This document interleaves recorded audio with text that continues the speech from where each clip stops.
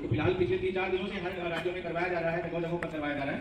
Mock drill क्या होता है पहले हमें ये जानने की आवश्यकता है, इधर जानेंगे सब लोग और फिर हम लोग मॉकड्रिल को जानेंगे, ये क्यों किया जाता है ये जानेंगे, इसके बचाव के तरीके कैसे होते हैं वो जानेंगे और फिर हम लोग गतिविधि के द्वारा उसको करके सीखेंगे। ठीक है बेटा, क्यों कराया जा रहा है ये भी जानना आवश्यक है, क्योंकि हम लोग जो है भारत के योग्य नागरिक भी हैं और नागरिक होने के नाते हमारी कुछ जिम्मेवारियां भी हैं, है ना, और उन जिम्मेदारियों को हमें बखूबी निभाना चाहिए। ठीक है ना, तो सरकार का पूरा सहयोग हमें करना चाहिए या नहीं करना चाहिए? करना चाहिए ना। ठीक है, हाल फिलहाल में ही हम लोगों ने देखा कि कश्मीर में पहलगांव में अभी आतंकी हमले हुए थे ना, खूब सारी न्यूज हम लोगों ने पढ़ा था, उसमें कई सारे इनोसेंट लोग जो मासूम लोग थे जिनकी कोई गलती नहीं थी, उन आतंकवादी गतिविधियों में बेचारे मारे गए थे, है ना, जिसकी जो है जिम्मेवारी पाकिस्तान के किसी संगठन ने लश्कर तैयबा ने ली। और जब लोगों को यहाँ भारत सरकार को इसका संज्ञान हुआ कि ऐसी कोई स्थिति बन रही है, तो उन्होंने बहुत पहले से गठित एक सिंधु जल समझौता था जो 19 सितंबर 1960 ईस्वी को तत्कालीन प्रधानमंत्री नेहरू जी, पंडित जवाहरलाल नेहरू जी द्वारा और उधर के अयूब खान जी द्वारा साइन किया गया था। ठीक है ना, सिंधु जल समझौता बोलते हैं उसको। ठीक बेटे, उसमें 6 नदियां, सिंधु की जो सहायक 6 नदियां हैं, उनके पानी का कैसे बंटवारा किया जाना है ये साइन हुआ था उस समय। तो भारत सरकार ने, क्योंकि वो लाइफ लाइन है सिंधु नदी, ये पाकिस्तान की पूरी कह लीजिए इकोनॉमी की लाइफ लाइन है, तो उस ट्रीटी को भारत सरकार के द्वारा क्या किया गया, कैंसिल कर दिया गया। भारत सरकार ने कहा कि हम ऐसी कोई भी चीज अब आपको प्रोवाइड नहीं करेंगे जिससे आप पोषित हों और आतंकवादी गतिविधियों को और बढ़ाएं, क्योंकि हम बार बार शांति का संदेश देते हैं आपको और आप उलट करके आप हमको काटने के लिए दौड़ते हैं। तो भारत सरकार के द्वारा जब ये कदम उठाया गया तो उधर के रक्षा मंत्री और मंत्रियों के द्वारा ये बयान आया कि यदि आप ऐसा करेंगे तो हम आपके सारे बांधों को उड़ा देंगे हवाई हमले करके। ठीक है ना, भारत सरकार को इसका अंदाजा लगा और अंदेशा हुआ कि हो सकता है युद्ध की स्थिति पैदा हो जाए। बात समझ में आ रही बेटा? और ऐसी स्थिति में सबसे जरूरी है कि मान लीजिए सेनाएं तो प्रशिक्षित होती हैं, हमारे सैनिक प्रशिक्षित हैं, उनको सारी चीजें पता हैं कि युद्ध के समय हमको क्या करना चाहिए, क्या सावधानियां होनी चाहिए, लेकिन आम जनता को यह जानकारी नहीं है, क्योंकि हमें ऐसा कोई अनुभव ही नहीं है, हमारे यहाँ कोई ऐसी युद्ध की स्थितियां बनी ही नहीं जब से हम पैदा हुए। ठीक है ना, तो इसके बारे में जानकारी हो सके इसलिए गवर्नमेंट का पहला स्टैंड था कि हर राज्य में मॉक ड्रिल करवाया जाए और नागरिकों को इसकी पूरी और समुचित जानकारी होनी चाहिए। बात समझ में आ रही बच्चा पार्टी? ठीक है, तो इसीलिए इसको करवाया जा रहा है। सबसे पहले हम लोग जाने कि मॉक ड्रिल होता क्या है। मॉक ड्रिल एक प्रकार का अभ्यास है जो आपातकालीन परिस्थितियों में लोगों की प्रतिक्रिया, बचाव और किस प्रकार की सुविधाएं और किस प्रकार का स्तर बना हुआ है बचाव का, उसकी जानकारी के लिए किया जाता है, उस परिस्थिति को जानने के लिए किया जाता है। ठीक है ना बेटा, बात समझ में आ रही है? क्यों किया जाता है ऐसा? एक प्रश्न ये भी मन में आता है कि ऐसा क्यों किया जाता है? ऐसा इसलिए किया जाता है ताकि हम जो है अपने नागरिकों को सतर्क कर सकें आने वाली परिस्थितियों के लिए। ठीक है, और अपनी जो तैयारी है उसको भी हम क्या कर सके, जान सके कि हमारी तैयारी कितनी है, हमारे नागरिक जो है, हमारा देश जो है इससे लड़ने के लिए और इसका सामना करने के लिए कितना सक्षम है। तो इन सारी जानकारियों के लिए मॉक ड्रिल करवाया जाता है। अब प्रश्न आता है कि हमको क्या करना चाहिए। एक बड़ा अच्छा सा प्रश्न होता है कि भैया युद्ध होगा, सेनाएं लड़ेंगी, देश लड़ेंगे, मंत्री नेता सब लड़ेंगे, हम क्या करें। सबसे बड़ी जरूरी बात होती है कि भारत का हर एक नागरिक, यदि कोई क्षति पहुंचती है तो सबको प्रभावित होना पड़ता है उससे। तो हर एक व्यक्ति को एक सैनिक का रूप धारण करके और देश की सेना के साथ, देश की सरकार के साथ कंधे से कंधा मिला करके चलने की आवश्यकता होती है ऐसी स्थिति में। बात समझ में आ रही बच्चा?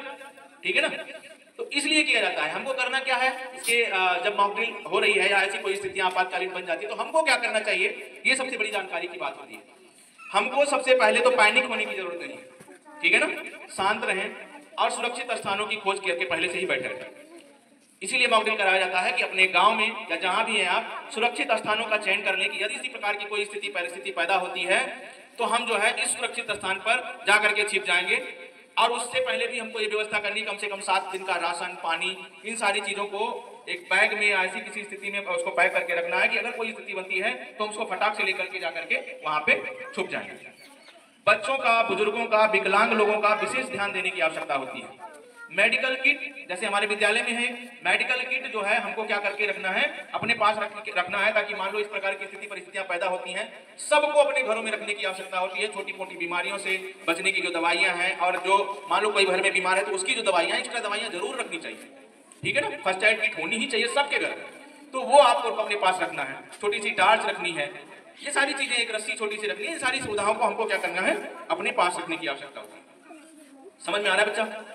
इस समय एयर रेड यानी जो हवाई हमले होने वाले हैं उससे बचाव के लिए ये चीजें बताई जा रही हैं। आपातकालीन स्थितियां कई प्रकार की होती हैं, उसमें भूकंप आता है, बिहार सरकार के द्वारा सुरक्षित शनिवार के माध्यम से ये चीजें आपदा प्रबंधन में पहले से ही बताई जा रही हैं।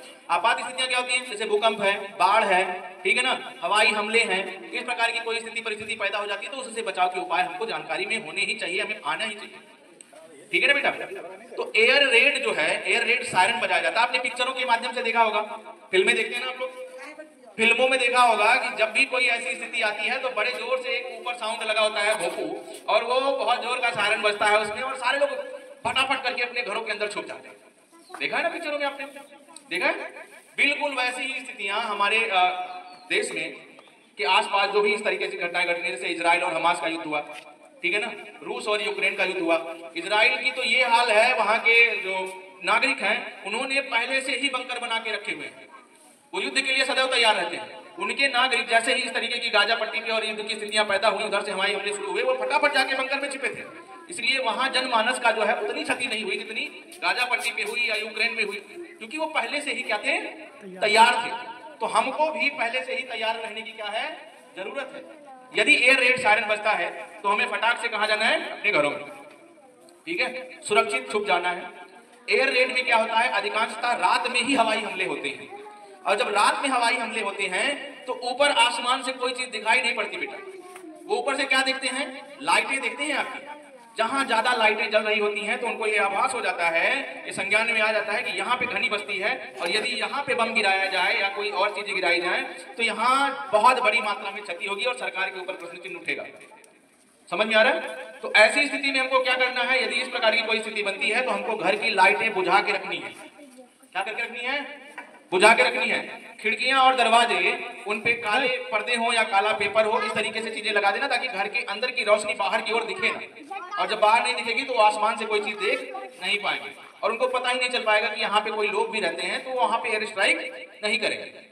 बात समझ में आ रही है? ऐसी स्थिति पहले भी भारत में बन चुकी है, ठीक है। 65 में एक युद्ध हुआ था, वहां भी, उसके पहले भी 42 में एक बार जापान ने म्यांमार पर आक्रमण करके बहुत सारी क्षति पहुंचाई थी एयर रेड कर करके, ठीक है ना। और फिर उसके बाद 65 में ये स्थिति पैदा हुई, 71 में ये स्थिति पैदा हुई, पाकिस्तान के द्वारा हमारे कई सारे इलाकों पे एयर रेड कराया गया, जिससे जनमानस को बहुत ज्यादा क्षति हुई। 99 में कारगिल का युद्ध हुआ था, लेकिन उसमें ऐसा कुछ नहीं हुआ। अब ये स्थितियां बन सकती हैं, इसलिए प्रधानमंत्री के द्वारा, गृह मंत्रालय के द्वारा, भारत सरकार के द्वारा ये पहल की जा रही है कि बच्चों को इसकी जानकारी होनी चाहिए कि इस प्रकार की कोई स्थिति परिस्थिति पैदा होती है तो हमको किस प्रकार से बचना है, ठीक है ना बेटा। तो सायरन अगर बजता है तो हमको सुरक्षित स्थानों पर जाना है, इकट्ठा नहीं होना है, दूरी दूरी हो सके तो रहने की जरूरत होती है, ठीक है बेटा। लाइटें बंद करके रखेंगे, हम अपने पर्दे और सारी चीजें लगा करके रखेंगे, कुछ खाने पीने की वस्तुएं और सामान, फर्स्ट एड किट, इन सारी चीजों को सुरक्षित रखेंगे ताकि अगर स्थिति बढ़ जाती है, इस प्रकार की आपात स्थितियां बढ़ती चली जाती हैं तो हमको बाहर बहुत ज्यादा घूमने की जरूरत ना। फिलहाल कोरोना काल में सबको ये सारी चीजों की जानकारी हो चुकी है, कैसे हमें बचना है और कैसे सुरक्षित रहना है, लेकिन युद्ध की स्थितियां बिल्कुल अलग होती हैं, बात मान लीजिए, ठीक है ना। तो उससे भी हमको जानकारी होनी चाहिए, उससे बचने के उपाय हमको आने चाहिए। तो मॉक ड्रिल कैसे करते हैं, यदि मान लो सायरन बजता है तो करना क्या है, सायरन बजता है और इस प्रकार की एयर रेड होती है तो हमको फटाक से जमीन पे लेट जाना है, ठीक है ना, और किसी सुरक्षित वस्तु से, जैसे तकिया है, बैग है या कोई भी चीज है, उसको अपने सर के पास रख करके ढक करके चुप मार के एकदम से लेट जाना, किसी प्रकार की एक्टिविटी नहीं करनी ताकि किसी को जानकारी हो ना पाए कि यहाँ भी कोई रहता है। क्लियर हुई बात, ठीक है ना। अगर मान लो कोई आक्रमण में या हवाई हमले में या कोई घायल हो जाता है तो उसको कैसे जल्दी जल्दी लेकर के अस्पताल पहुंचाया जाता है या चिकित्सा सुविधाएं दी जा सकती हैं, उन सारी चीजों को हम जानेंगे। यदि कहीं आग लग जाती है अचानक से तो उसको कैसे बुझाना है, इसको भी हम अभी गतिविधि के माध्यम से जानेंगे। बात समझ में आ गई ना सबको, ठीक है। हाँ, सायरन एक बार सुन लो बेटे कि सायरन कैसे बजेगा। मान लो इस तरीके की स्थितियां बनती हैं तो किस तरीके का सायरन बजता है वो भी आप सुन लो एक बार ढंग से, ठीक है।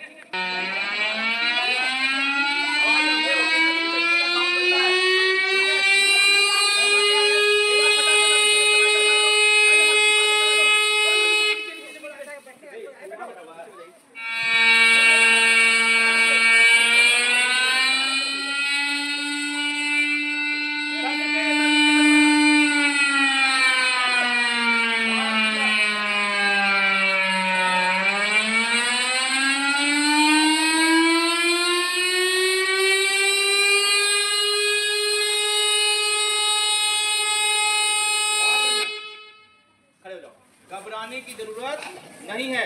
ऐसी स्थिति में घबराएगा तो घर में घुस जाना है। क्लियर हुई बात ना? अभी हम लोग कैसे आग से बचते हैं, आपको क्या करना है, ऐसे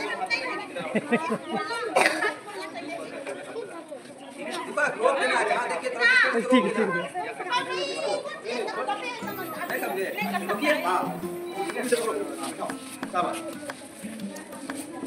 वापस लेके आओ, वापस लेके आओ।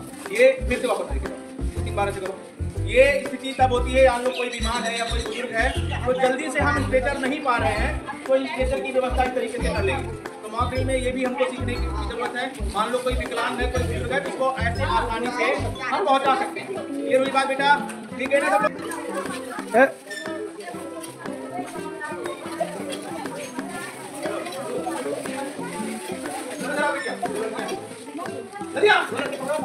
चल जाएगा, पूरा चल जाएगा।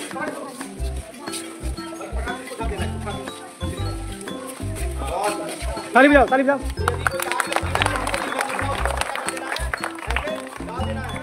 ठीक है ना, बात समझ में आई? देखिए ऑक्सीजन नहीं मिलेगी तो आग जल नहीं सकती।